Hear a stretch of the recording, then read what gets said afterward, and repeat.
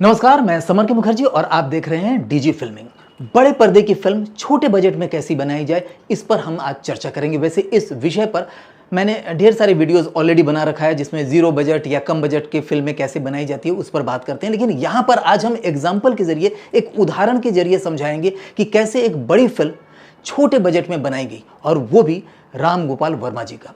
बात करेंगे 2011 की, जिस समय इनकी एक फिल्म रिलीज हुई, नॉट ए लव स्टोरी।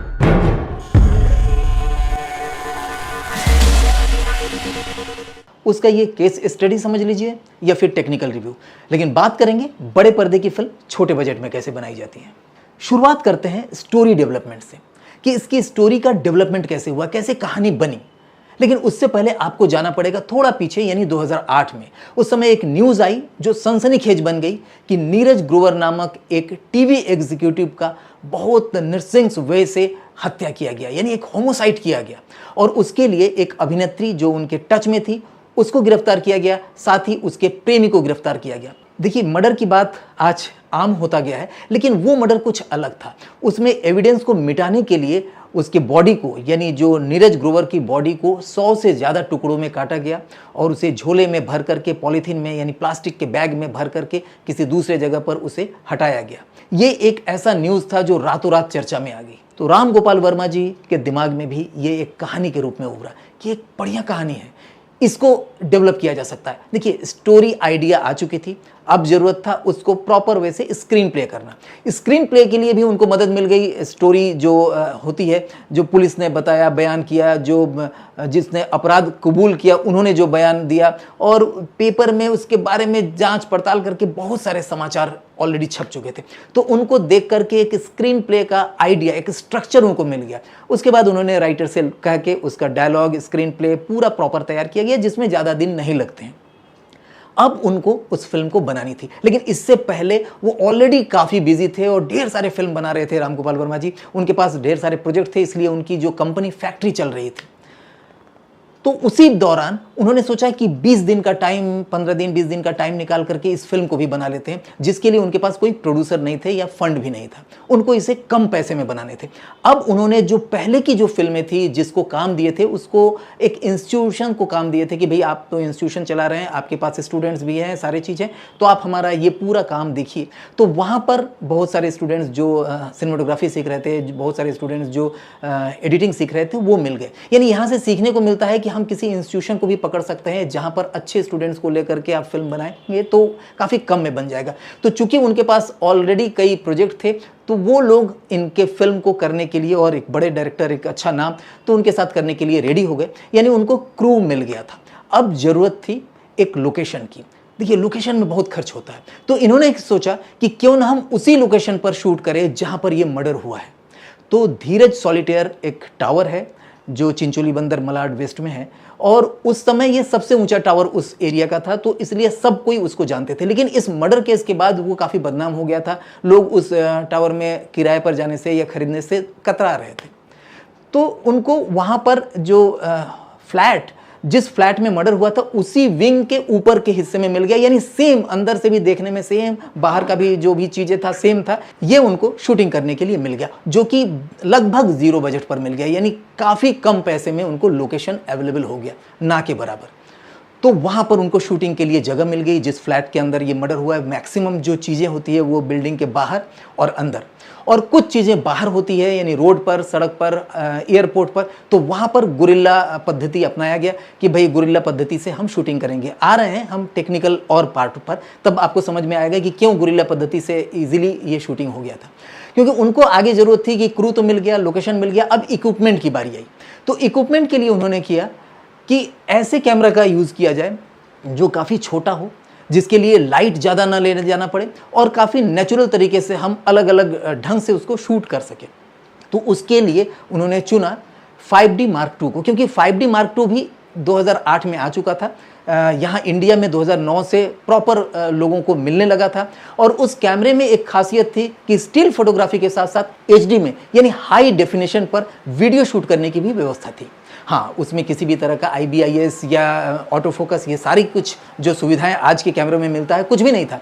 लेकिन HD पर शूट होता था और ये उनके लिए काफ़ी था, क्योंकि HD को 2K में चेंज करना, एक्सचेंज करना या उसको कन्वर्ट करना बहुत ज़्यादा कठिन काम नहीं होता है, क्योंकि HD और 2K लगभग बराबर रेजोल्यूशन का ही होता है। तो आज भी अगर आप HD को 2K में आप कन्वर्ट करते हो और अच्छे ढंग से शूटिंग करते हो तो ईजिली आप बड़े पर्दे पर दिखा सकते हो, यानी सिनेमा हॉल में, थिएटर में उसे दिखा सकते हो। क्योंकि आज भी 99% जो सिनेमा घर है वो 2K पर ही ऑपरेट होता है, 2K पर ही चलते हैं। तो उनको ये चीज़ मिल गया और उन्होंने एक नहीं, दो नहीं, बल्कि 3-3 कैमरे एक साथ ऑपरेट करना शुरू कर दिया, खुद नहीं, यानी उन्हीं इंस्टीट्यूट के लड़कों से, जो उसमें से अच्छे इंस्टीट्यूट के लड़के थे, जो अच्छा सिनेमेटोग्राफी कर पा रहे थे, उनको लिया। और मिनिमम लाइट, जो पोटा लाइट होता है या बेबी या सोलर होते हैं, तो उस तरह के लाइट का यूज़ किया गया। सोलर भी यूज़ नहीं किया गया इसमें, तो हमको लगा कि मल्टी 1020 का ही यूज़ किया गया कहीं कहीं पर लाइटिंग करने के लिए। और मैक्सिमम जो डे लाइट था, डे लाइट में शूटिंग किया। कुछ जगह पर पार्टी वगैरह का सीन है या कोर्ट सीन है या किसी ऑफिस का सीन है, उसमें कुछ लाइट यूज़ किया गया, जो कि कोटा लाइट के नाम से आता था उस समय। यानी कोटा में आपको 2 से 2,500 रुपया पर डे पर ढेर सारी लाइट्स दे देते थे। आपको ज़रूरत थी कुछ लाइट्समैन की, और जो उनके असिस्टेंट्स थे वो पेड थे, यानी वो मंथली पेड पर ऑलरेडी पिछले प्रोजेक्ट के साथ जुड़े हुए थे, जिनको सैलरी मिलती थी महीने का। तो उसमें वो लोग काम करने लगे, तो उनको क्रू पर भी ज़्यादा खर्च नहीं करना पड़ा। ये आप भी कर सकते हैं, अगर आपके पास 3-4 प्रोजेक्ट हैं तो आप सैलरी पर ले सकते हैं, पर डे पर न लेके सैलरी पर ले लीजिए, जो काफ़ी कम पैसे में आपको मिल जाते हैं। तो इस तरह से इसका बजट काफ़ी कम हो गया। अब इन्होंने ध्यान दिया उन चीज़ों पर जिसमें पैसे खर्च होने थे, जैसे कुछ लोकेशन ऐसे जो रेंट पर लेने थे, तो वो मड आइलैंड जैसे जगहों पर बहुत कम बजट में भी 1 दिन 2 दिन के लिए मिल जाते थे। उसमें उन्होंने काफ़ी काम कर लिया। अपने ऑफिस में कई चीज़ शूट कर लिया। कुछ जो लैब थे, जो उनके एडिटिंग लैब है, वहाँ पर कर लिया। तो इस तरह से सारी चीज़ें एक जुगाड़ टेक्नोलॉजी से उन्होंने शूट किया और काफ़ी अच्छे से किया। शूटिंग में एक चीज़ का ध्यान रखा, वो जानते थे चूँकि इसको सिनेमा कैमरा, जो प्रॉपर सिनेमा कैमरा होता है, उससे शूटिंग नहीं किया जा रहा है, तो लोगों के ध्यान में क्वालिटी कहीं ना आ जाए, उसके लिए पूरा का पूरा आप देखेंगे यहाँ पर आपको रनिंग कंडीशन में हम बिहाइंड द सीन भी दिखाते जा रहे हैं कि किस तरह से इन्होंने शूट किया। इन्होंने कैमरा का वो एंगल लिया जो नॉर्मली लोग लेते नहीं हैं। मोनोपॉड पर मैक्सिमम शूट किया। एक तो हैंड होल्डिंग पर किया, यानी कोई भी फाइटिंग हो रहा है, कुछ हो रहा है, तो हाथ में कैमरा लेकर के हिलते हुए शूट कर रहे हैं, ताकि उसको जो उन दोनों के बीच में, 2 लोगों के बीच में अगर लड़ाई हो रही है तो जो जर्क आना चाहिए वो एक्यूरेट वे में आ जाए। और रनिंग शॉट में कई बार उन्होंने मोनोपॉड को कैमरे में लगाकर उल्टा शूट किया, देखिए नीचे से, तो उसको एडिटिंग में जाकर उसको फ्लिप कर दिया, यानी वर्टिकली फ्लिप करके उसको दिखा दिया। तो इस तरह के कई शॉट लिए, और ऐसे ऐसे शॉट आप इस फिल्म को देखिएगा, नॉट ए लव स्टोरी, तो आपको ऐसे ऐसे शॉट मिलेंगे जो नॉर्मली लोग लेते ही नहीं हैं। और उन्होंने क्या किया, वाइड एंगल लेंस का बहुत यूज़ किया। मैक्सिमम टाइम में वाइड एंगल लेंस का यूज़ किया। अगर किसी का क्लोजअप भी करना है तो कैमरा नज़दीक लेके आए। तो चूंकि इसमें ब्यूटी नहीं दिखाना था, इसमें उनके अंदर जो होने वाली जो युद्ध है, यानी जो एक्टर के अंदर जो भी मनोभावनाएं चल रही है, उसको दिखाने के लिए वो वाइड एंगल लेंस का यूज़ करके स्टोरी टेलिंग किए नज़दीक ला करके। तो ये भी काफ़ी अच्छा लग रहा था। और वाइड एंगल लेने से 2 फायदा होता है। एक तो आपको कुछ डिफरेंट शॉट देखने को मिलेंगे, और दूसरा, अगर आपका हैंड शेक भी हो रहा है, यानी इसमें तो IBIS नहीं है, तो अगर आपका हैंड शेक भी हो रहा है तो ज़्यादा समझ में नहीं आता है, यानी हिलता डुलता ज़्यादा नहीं लगेगा, आप आराम से उसको शूट कर पाएंगे। तो और मैक्सिमम शॉट ओके हो जाता था, क्योंकि आपको फोकस करने की भी ज़्यादा ज़रूरत नहीं। वाइड एंगल लेंस पर आपको फोकस की भी ज़्यादा ज़रूरत नहीं होता है, क्योंकि टेली लेंस लगाएंगे तो फोकसिंग करना पड़ेगा। थोड़ा सा भी आप मैनुअल फोकस हटा लेंगे, क्योंकि उसमें ऑटो फोकस नहीं है, तो वो दिक्कत होने की वजह से उन्होंने वाइड एंगल और कई जगह फिश आई, यानी एक्स्ट्रा वाइड एंगल लेंस का यूज़ किया, ताकि वो थोड़ा सा कर्व लिए हुए आए और जो देखने में अच्छा लगता है। एडिटिंग में भी उन्होंने उन सहयोगियों का ही हेल्प लिया जिनके थ्रू वो और भी प्रोजेक्ट करने वाले थे, तो उन्होंने उसका एडिटिंग भी किया। हाँ, एक चीज़ की बात मैं बताऊंगा, डबिंग प्रॉपर वे से किया, और इसका जो बैकग्राउंड म्यूजिक है उस पर खर्च किया या उस पर मेहनत की।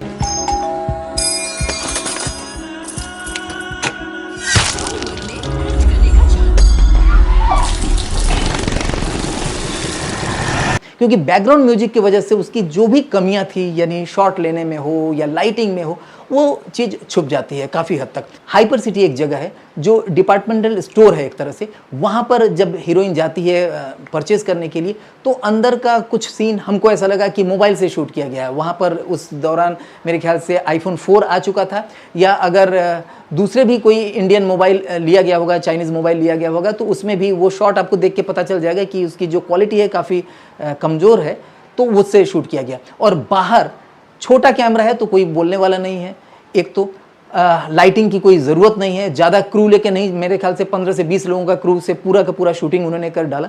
तो इसमें खर्च कम होता है, खाने पीने का खर्च थोड़ा बहुत होता है, और दूसरा खर्च होता है आने जाने का, तो वो मैक्सिमम इनकी अपनी खुद की गाड़ी होती थी या 1-2 गाड़ी अलग से रेंट पर लेकर के, तो काफ़ी कम बजट में उन्होंने शूट किया। चूँकि सब्जेक्ट अच्छा था, डायरेक्टर नो डाउट अच्छा है, उनका सोच अच्छा है, वो जो भी शॉट लेते हैं सोच के लेते हैं, लेकिन उन्होंने रिस्क लिया और काफ़ी अच्छे ढंग से एडिटिंग करके स्टोरी टेल तो कर ही दिया। यानी लोग जब फिल्म देखेंगे, आप जब इस फिल्म को देखेंगे तो आपको उसके बुरे शॉट्स के बारे में पता ही नहीं चलेगा, कुछ जगह पर पता चलेगा, लेकिन आप उसके स्टोरी के आगे बहते चले जाएंगे। यानी उस स्टोरी को सुनते देखते समय आपको वो सारी चीज़ें याद नहीं रहेगा कि कई चीज़ ऐसे ढंग से शूट किया गया है जो मैक्सिमम डाउन एंगल से जो किया गया, यानी लो एंगल से जो शूट किया गया, वो शॉट थोड़ा सा आपको अजीब लगेगा, लेकिन फिल्म के जो रफ्तार है उसके साथ वो मैच करता हुआ दिखेगा। तो इस तरह का प्रयोग आप भी कर सकते हैं। जब आज से 10-11 साल पहले इस तरह का प्रयोग 12 साल पहले हो चुका है, तो आज तो बहुत अच्छे से हो सकता है, बहुत अच्छे अच्छे कैमरा उपलब्ध है। तो इसमें से ये सीखने की बात है। अब आ जाते हैं कास्ट पर। कास्ट में इसमें दोनों एक्टर, जो मेन एक्टर हैं, वो काफ़ी अच्छा काम किया, चाहे वो माही गिल हो, चाहे वो दीपक डोबरियाल हो। ये ऑलरेडी उस समय स्थापित हो चुके थे, उनकी फिल्में काफ़ी हिट हो चुकी थी, लेकिन राम गोपाल वर्मा जी के साथ सब कोई काम करने के लिए आतुर थे। और जो सब्जेक्ट था उसमें दोनों लोगों को लगा कि यार मुझे कुछ करने को मिलेगा, इसमें कुछ हम अपनी प्रतिभा दिखा पाएंगे। और जो एक्टर होते हैं ना, वो कई बार बहुत कम फीस में भी इस तरह की फिल्में करने के लिए राजी हो जाते हैं। तो वहाँ पर भी बजट इनका ज़्यादा नहीं था, और बाकी जितने एक्टर थे थिएटर आर्टिस्ट थे, और वो काफ़ी अच्छा काम किए। तो उनको एक्टिंग के क्षेत्र में भी जिन लोगों को लेना था वो भी काफ़ी कम बजट में उनके पास उपलब्ध हो गए। अब पूरी की पूरी प्रोजेक्ट जब तैयार हो गई, कंप्लीट हो गया, अब आता है डिस्ट्रीब्यूशन या मार्केटिंग या एडवर्टाइजिंग।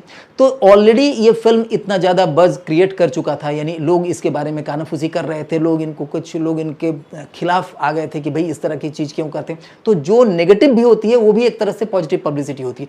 तो पब्लिसिटी ऑलरेडी इनको मिल चुकी थी जिस समय वो फिल्म बना रहे थे उसी दौरान, तो पब्लिसिटी की ज़्यादा ज़रूरत नहीं थी। अब था उनको लॉन्च करने का। तो जब फिल्म बहुत कम बजट में बन जाती है तो आप किसी भी प्राइस पर उसको बेच सकते हैं। तो उन्होंने एकाएक फटाफट किसी को एक मुश्त पैसे पर उसको सेल कर दिया, और वहाँ से यूट्यूब ने उसको उठाया और अच्छा ठीक ठाक इनकम किया। यानी जितने में फिल्म बनी उसके कई गुना ज़्यादा रिकवर किया। हम नहीं बोलेंगे कि बहुत बड़ा सुपर हिट हुआ या कुछ भी, लेकिन जितने में बनी उससे काफ़ी ज़्यादा पैसा वो फिल्म कमाई, खुद भी कमाई, यानी राम गोपाल वर्मा जी भी उसमें कमाए, प्रोड्यूसर भी कमाया, और डिस्ट्रीब्यूटर और जिन्होंने भी इस फिल्म को लिया होगा उन्होंने भी इस फिल्म से ठीक ठाक पैसा कमाया।